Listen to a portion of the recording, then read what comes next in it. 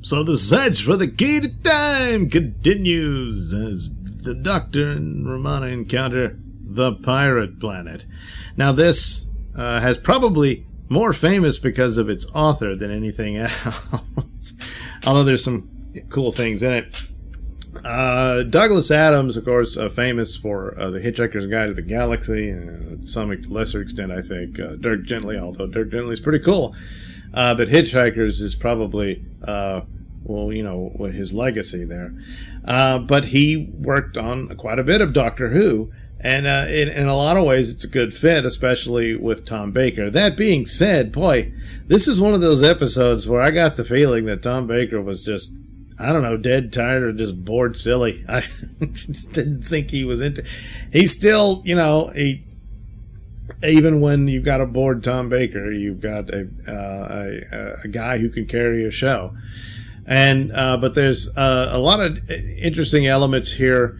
Maybe would have been better if they'd have kept it in set and just forgot about some of the location shots, because some of it didn't quite fit. I mean, when it came to when they find the mine, because it's supposed to be old and dilapidated and stuff, and they're going through the cave and all that. So but I don't know. But there's cool and silliness that just clicks and works. I mean, the whole concept of it at one point is horrific, and at the other point, basically, is this guy just materializes a planet on top of another so that the mines can fill up again of valuable baubles and elements and whatnot. And hey, we've got a new era of prosperity, and he just announces it. And so all of that. Meanwhile, the captain himself is obviously this sort of sci-fi mockery of a pirate, in that half of him is mechanical, and I guess he's a bit of a cyborg, but it's to be an eye patch. And instead of a hook, he's got this robot arm. And then even part of the helmet and mask part, is only half of it. It seems to form a mustache. And the cherry on top is, of course, his little pet parrot, I guess. It's more like a hawk. A robot bird that sits on his shoulder. And right off the bat, you think, oh, I wonder if we're going to see robot versus robot. Yes, you sure do. Boy, it's probably one of the best scenes. It's brief and kind of simple, but it's so funny that you've got robot dog chasing after robot bird. And then the bird bombs him with, I don't know, energy droppings. And in the end, K9 defeats the bird and brings its carcass to its master, the Doctor. Oh, good boy, K9. Oh, jeez. So come on, you can't beat it. So this is one of these where all is not what it seems, and eventually the Doctor figures it out pretty quickly. Romana's a little late to it. He doesn't figure it out incomplete, but he does see that they're materializing over other planets and robbing them. And then, because they were trying to get to this planet called Gallifrax, I believe. Not Gallifrey, or Califrax. Anyway, of course, the planet, or the element within it, or was it meant to be the whole planet, was the piece of the key to time. And Pirate Planet just took it. So they're still sort of on it, and so they have to get this. So the signal for the key to time is everywhere, and they're having a hard time finding it and all this stuff. Meanwhile, the people, some of them turn into telepathic monks of some sort, or zombies who have telekinesis powers and all this sort of thing. I'm trying to recall if it actually does explain how this happens, or is the result of the dematerialization happening and whatnot. I don't know. But anyway, eventually we get to someone who explains their history and why the captain is worshipped. Is because supposedly he overthrew their evil queen, who was his tyrant. And, again, all is not what it seems. And he's actually under the control of this queen. And the cyborg parts of him is obviously how she controls him.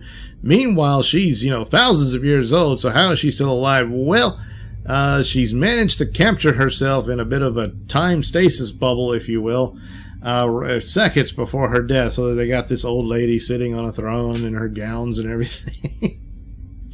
Meanwhile, her consciousness is projected into a young digital or holographic body, if you will. And this woman appears to be his nurse, but after a while, as episodes go, she's getting more domineering and whatnot, and eventually you realize she's the one who's really in charge. But the captain all along had a plan to destroy her, but it wasn't ever going to work. The doctor figures it out, and this is where you get into some elements where the actual planets themselves were not completely destroyed, but were rather compressed down to being these little balls and tubes.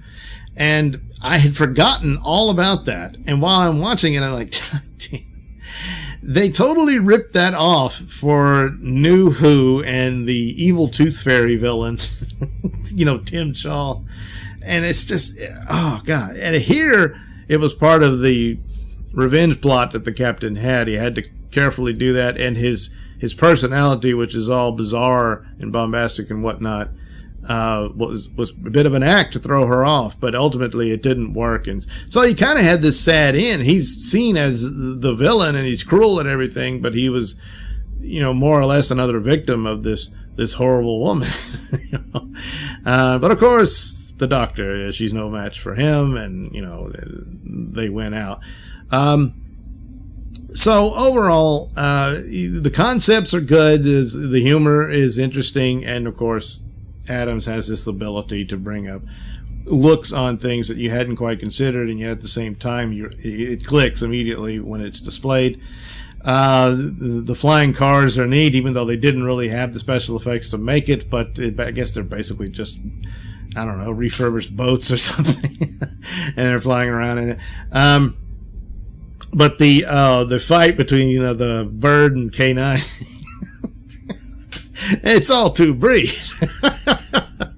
But, and some interesting things where how they travel in and out of the bridge of the starship, where you have to zoom through this little hallway. The guy tries to run through it and you can't.